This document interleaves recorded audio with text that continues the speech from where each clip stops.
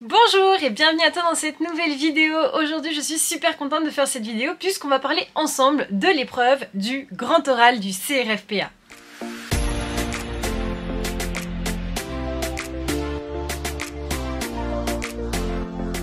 Alors comme tu le sais, le CRFPA cette année ça a vraiment été une sacrée mission pour moi et j'ai voulu continuer évidemment avec la prépa Dalloz à vous proposer et à te proposer des vidéos concernant l'examen du CRFPA. On a vu ensemble les écrits, t'as suivi évidemment cet été ma préparation au CRFPA, mais là on est dans la période des grands oraux, donc il était évident pour moi de te faire cette vidéo pour t'expliquer un petit peu mon ressenti vis-à-vis de l'épreuve, te donner peut-être des conseils et puis t'expliquer un petit peu ce que j'ai fait. Pour rappel, cette vidéo et cette playlist est en collaboration donc avec la prépa que j'ai choisie pour préparer le CRFPA, la prépa Dalloz, et tu bénéficies de moins 5%, c'est cumulable avec les offres en cours, avec le code Constance5. Et bien hier, je me suis rendue au grand oral du CRFPA, donc comme tu le sais, je n'ai bien évidemment pas passé moi-même le grand oral puisque je n'ai pas passé les écrits. Pour autant, l'épreuve du grand oral du CRFPA est une épreuve public, c'est-à-dire que n'importe qui peut assister à un grand oral pour tout simplement regarder comment se passe l'épreuve, soutenir pourquoi pas un ami ou tout simplement voir l'ambiance générale de l'épreuve et la découvrir de ses propres yeux. Donc c'est exactement ce que j'ai fait. Je suis sur Lyon, donc je me suis rendue simplement à la faculté, à l'IEJ de Lyon 3 pour finalement assister à une épreuve ou plusieurs épreuves du grand oral du CRFPA et pouvoir te faire un retour sur mon ressenti. C'est vrai que moi, l'épreuve du grand oral du CRFPA, c'est un peu l'épreuve où on nous dit tout le temps « Ah, c'est l'épreuve, elle fait peur, tout le monde est stressé, c'est angoissant ». Mais c'est vrai que moi, j'adore les oraux, Bon, je fais plein de vidéos, donc forcément, j'ai l'habitude de prendre la parole, mais c'est vrai que c'est quelque chose que j'adore. Pour mémoire, j'avais fait la matière Liberté Fonda en L3, c'était en L3 et on avait des grands oraux, alors bien entendu c'était à notre niveau et je me souviens que j'avais eu 19 et que le prof m'avait félicité. Donc c'était une petite fierté pour moi, mais c'est vrai qu'il m'avait donné beaucoup de courage, il m'avait dit que vraiment j'étais faite pour ça, donc ça m'avait vraiment marqué et je me suis sentie pas nulle du coup, ça m'a donné confiance en moi peut-être et il se trouve que voilà, cette épreuve elle m'attire beaucoup, donc je sais que c'est beaucoup de travail bien entendu, mais pour autant j'étais également assez contente de moi-même aller regarder, de voir de mes propres yeux, de me faire mon propre avis sur cette épreuve du grand oral du CRFPA. Donc je me suis rendue, comme je te l'ai dit, en grand oral, j'ai participé à 2 grands oraux de 2 candidats inscrits donc à l'IEJ de Lyon 3 et j'étais assez surprise déjà par le fait qu'il y avait beaucoup d'étudiants qui sont venus regarder de façon publique ces épreuves. On était, je pense, une petite dizaine quand même d'étudiants à être donc dans le public, ce qui est assez conséquent. En fait, comment est-ce que je me suis dit allez, je vais aller regarder un grand oral? C'est au départ, j'ai fait un petit sondage sur Instagram et j'ai demandé à la communauté s'il y avait des étudiants par hasard qui passaient justement le grand oral du CRFPA et qui acceptaient que je vienne pour regarder leur grand oral, parce que je me suis dit peut-être que ça sera plus rassurant pour l'étudiant s'il sait déjà que je lui ai posé la question, il m'a autorisé. Enfin pour moi c'était peut-être plus délicat de faire ça dans ce sens-là plutôt qu'arriver spontanément à une épreuve. Et en fait ce sondage Instagram il a pas du tout fonctionné, mais vraiment pas. C'est-à-dire que les étudiants qui ont à peu près répondu, finalement ils m'ont dit qu'ils voulaient pas que je vienne, qu'ils voulaient pas qu'il y ait du public, qu'ils étaient stressés du fait qu'il y ait des gens. Donc en fait ils m'ont un peu interdit de venir à leur grand oral, alors que finalement hier j'y suis allée tout à fait spontanément, j'ai demandé l'avis à personne et finalement on était une dizaine d'étudiants à venir regarder et finalement le candidat il nous a même pas vus, il était concentré, donc je trouve ça un peu dommage en fait j'aurais peut-être pas dû poser la question, mais finalement je trouve ça un peu dommage d'être complètement fermé à l'idée qu'il y ait du public, parce que de toute manière l'épreuve est publique, donc ça empêchera jamais personne d'y aller. Vaut mieux se préparer psychologiquement à ce qu'il y a plein de gens plutôt que d'être là en train de supplier les gens, non surtout venez pas, je trouve ça un peu dommage. C'est une épreuve qui permet aussi de Le fait que l'épreuve soit publique, moi je trouve ça très intéressant. Déjà, ça permet une certaine neutralité aussi vis-à-vis du jury. C'est-à-dire que le jury, les membres du jury, tout ça, s'il y a du public, voilà, c'est que tout le monde peut venir, donc il n'y a pas de remarques qui peuvent être blessantes ou quoi. Enfin, je trouve que ça permet d'apaiser un peu les tensions, au contraire. Et d'autre part, ça permet aussi de former en fait les futurs étudiants. Donc donner l'opportunité aux autres de venir à sa propre épreuve, finalement ça leur permet à eux-mêmes de se préparer. Donc c'est une sorte aussi de solidarité, je sais pas. Mais en tout cas, moi je pense que pour mon épreuve du grand oral, si l'année prochaine je passe le CRFPA et tout, je serais contente qu'il y ait des gens parce que finalement, voilà, pour moi ça a un caractère public et je trouve ça assez intéressant. Donc bref, voilà, c'était une petite parenthèse. Donc on est arrivé dans la salle, on était une dizaine, l'étudiant est arrivé. Donc moi la première remarque que j'ai à te dire, c'est que les étudiants sont assez, se sont préparés physiquement et psychologiquement à cette épreuve, c'est-à-dire qu'ils sont tous les deux arrivés costumes. Mais moi ce qui m'a perturbée tout de suite, c'est que en fait, moi ce que j'aime pas dans les oraux, c'est les gens qui se préparent trop pour essayer d'être une image parfaite d'un étudiant qui passe le grand oral, alors que c'est pas eux en vrai. C'est-à-dire que les jeunes hommes qui sont passés, ils étaient en costume, mais ça se sentait qu'ils étaient pas à l'aise dans leur costume. Ça se sentait qu'ils avaient pas l'habitude d'en mettre, qu'ils étaient pas très rassurés de base, ce qui est tout à fait normal. Je veux dire, quand on passe le grand oral, on peut que être stressé. Mais je pense que c'est quand même plus intéressant de mettre des vêtements dans lesquels on se sent à l'aise, pour justement essayer d'être moins stressé et garder confiance en soi. Je veux dire, quand on se retrouve tout seul dans une salle avec un papier, un stylo, la seule chose sur laquelle on peut se raccrocher pour être rassuré, c'est nous-mêmes, et c'est aussi notre façon dont on est habillé pour se sentir justement un peu plus confiant. Et si on met des vêtements dans lesquels on n'est pas du tout à l'aise, du coup on n'est pas à l'aise déjà dans nous-mêmes, on n'est pas à l'aise pour faire l'oral. Voilà, ça c'est la première remarque que je pourrais faire. C'était pareil pour les deux candidats. Après, bon voilà, au moins ils étaient nickel, propres et tout. Je dis pas qu'il faut venir en jogging, hein, évidemment. Il y a un juste milieu dans ce que je dis. Mais voilà, moi c'est vrai que je prône toujours le naturel, et encore plus dans des épreuves orales où on est face à un jury, on est là pour se donner de sa personne vraiment. C'est pas la peine d'essayer de ressembler à un clone ou un prototype parfait de l'étudiant qui passe le grand oral. Pour ma part, je trouve que c'est plus je trouve ça plus sympa, au contraire, d'arriver et ouais, c'est nous on est authentique, nous on n'est pas un autre, on n'est pas un clone. Voilà, donc voilà, choisir des vêtements dans lesquels on se sent à l'aise, je trouve que c'est primordial pour déjà passer un oral et d'autant plus le grand oral. Ensuite, les deux candidats que j'ai écoutés, ils sont tombés sur le même sujet, intelligence artificielle et liberté fondamentale. Donc un sujet banal, franchement je le trouve très banal ce sujet, je suis déjà tombée dessus moi-même en oral. Mais pour autant il est très bien parce que moi je le trouve hyper pertinent, intéressant et d'actualité, donc je trouve que c'était un sujet assez chouette à traiter. Pas facile, mais assez chouette. Quand je dis banal, ça veut pas dire que c'était facile en mode voilà, hein, c'est simplement que c'est pas très original, mais je veux dire voilà, c'est un sujet que personnellement j'aurais trouvé, j'aurais bien aimé avoir.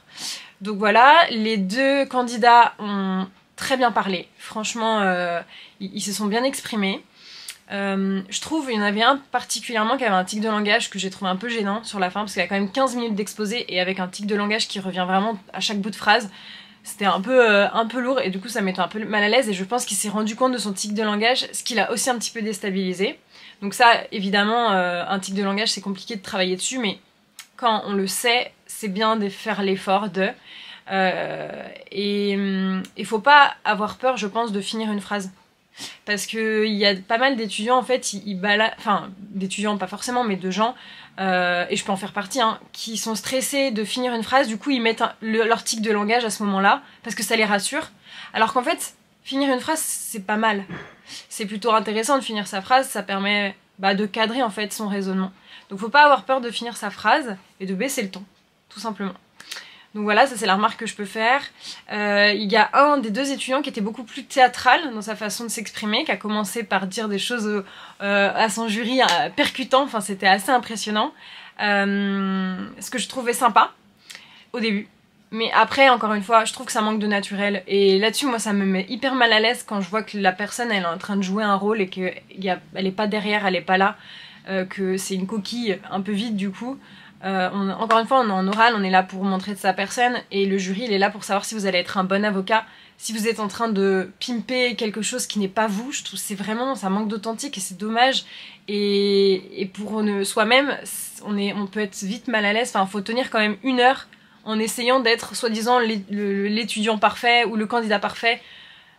Je trouve que voilà, à la fin, ça s'épuise et on se rend compte que c'était pas très naturel. Donc attention à la théâtralité. Ça veut pas dire que vous manquez d'aura.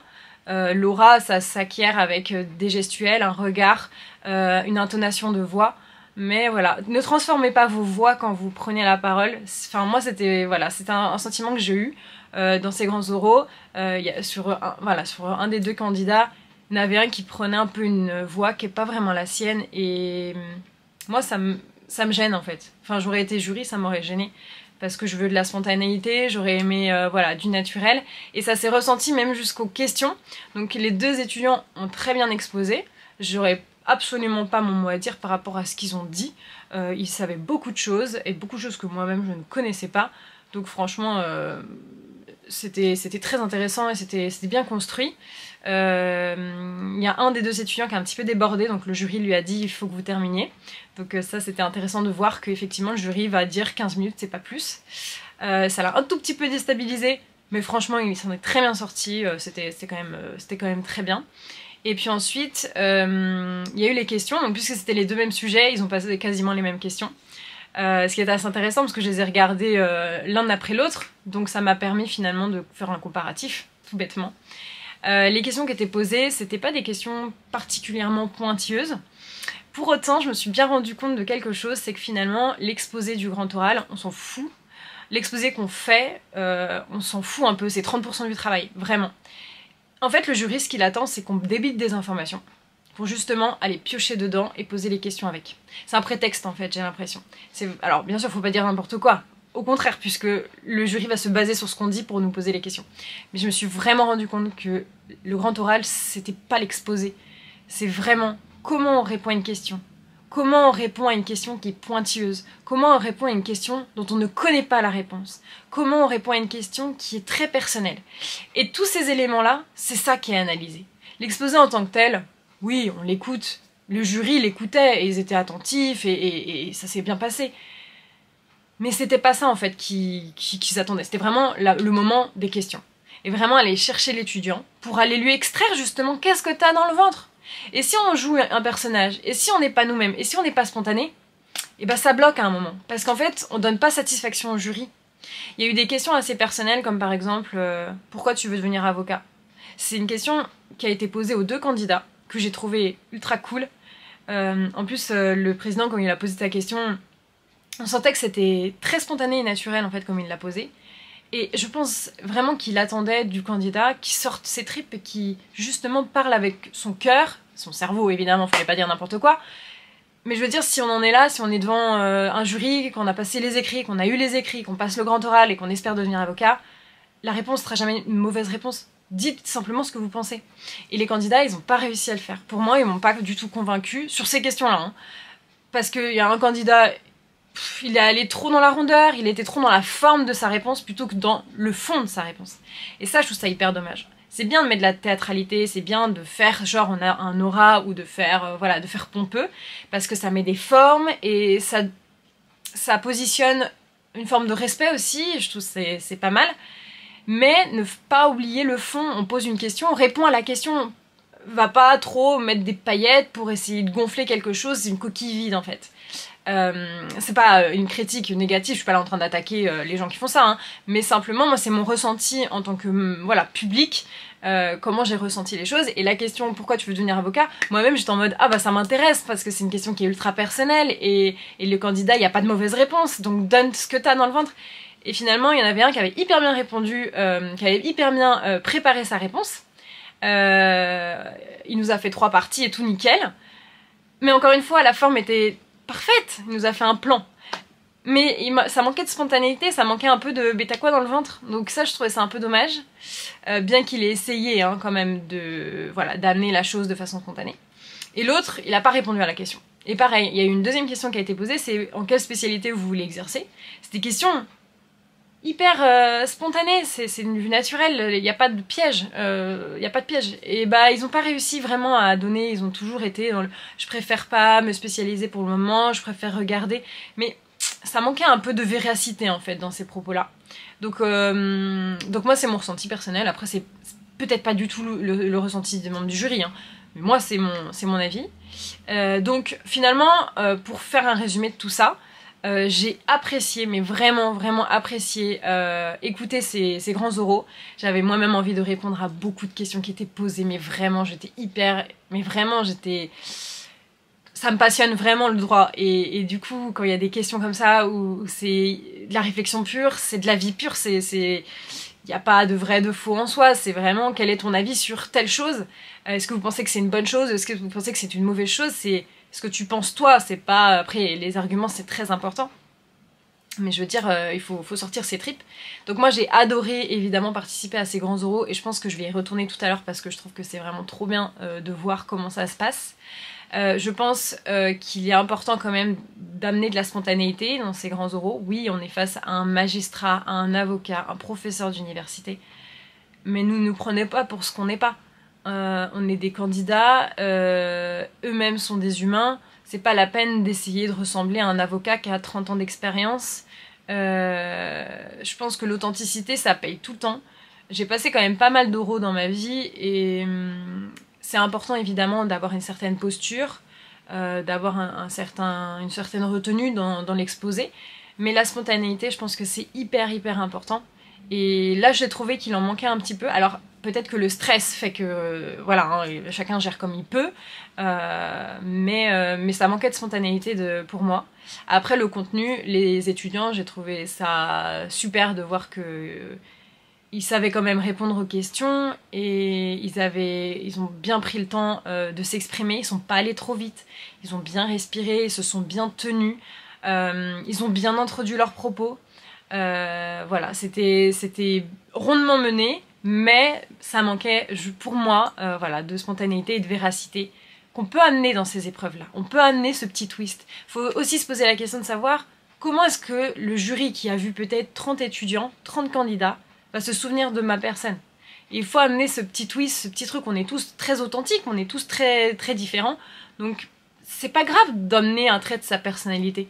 Et si on n'est pas d'accord sur une réforme qui est en train d'être mise en cours, alors que le jury, eux, ils sont plutôt d'accord, ben c'est pas grave en fait, c'est pas grave, on est là, on est des humains, on n'est pas là pour tous s'aligner. Par contre, ce qui est important et ce que le jury va vraiment noter, c'est quels sont vos arguments pour être contre telle chose ou pour quelque chose.